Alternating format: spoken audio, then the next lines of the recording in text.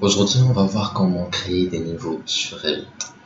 Après l'ouverture d'un nouveau projet sur Revit, il est nécessaire et très important de pouvoir régler correctement ces niveaux.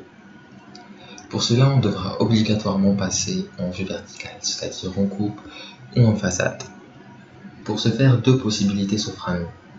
La première est simple, elle consiste à cliquer sur une des élévations qu'on voit ici, dans l'arborescence du projet, soit l'élévation est-nord ou est-sud.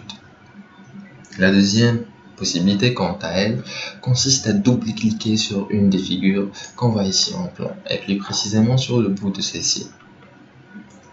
Chaque figure représente une élévation du projet. Par exemple, celle-ci représente l'élévation nord, celle-ci est, sud et ouest. On remarque en cliquant sur le bout de cette figure qui est en forme de flèche, une ligne bleue apparaît. C'est la ligne de coupe de l'élévation. Et la flèche représente son sens. Maintenant, on est passé en élévation nord et on remarque qu'il y a déjà deux niveaux qui existent par défaut dans Revit. Donc, il y a plusieurs manières de faire. On peut soit éditer directement la cote du niveau selon la hauteur souhaitée. Si je veux que le niveau 2 soit à 6 mètres et non pas à 4 mètres, je mets 6 et j'appuie sur Entrée.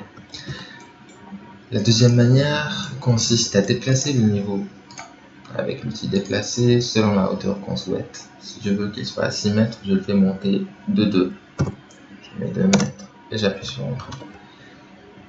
Une chose essentielle à noter, qu'en sélectionnant un niveau, il y a des codes en bleu qui apparaissent. C'est ce qu'on appelle des codes temporaires. Ce sont des codes très importants dans Revit parce qu'ils permettent de positionner des objets qui sont en 2D ou en 3D et pas forcément à un niveau par rapport aux objets immédiats voisins. Par exemple, si je sélectionne le niveau 2, il y a la cote temporaire 4 mètres qui apparaît, qui est la distance entre le niveau 1 et le niveau 2. Donc si j'édite cette cotation et par exemple si je mets 6 mètres, c'est le niveau 2 qui va monter de 2 mètres parce que c'est le niveau qui a été sélectionné au début. On peut par ailleurs changer le nom du niveau.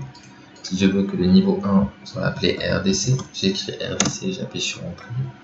Il me dit souhaitez-vous renommer les vues correspondantes? Je mets oui, voilà.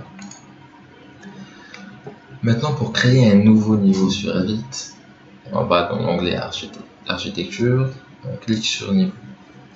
Et là, il y a ces codes temporaires qui apparaissent en s'approchant des niveaux déjà existants. Donc si je veux qu'il soit à 6 mètres, je mets 6, je glisse le niveau. Il va automatiquement se caler, se positionner par rapport à ceux qui existent déjà. Et au même moment, un plan d'étage ainsi qu'un plan de plafond vont être créés. Je ne sais pas si vous l'avez remarqué, ces niveaux ont été créés uniquement parce qu'en cliquant tout à l'heure sur niveau, la case réaliser une vue en plan était cochée. Donc si je clique à nouveau sur niveau, je décoche cette case. Je réalise mon niveau. Il apparaît en noir. Ce qui signifie que le niveau du plan d'étage ou du plan de plafond n'a pas été généré.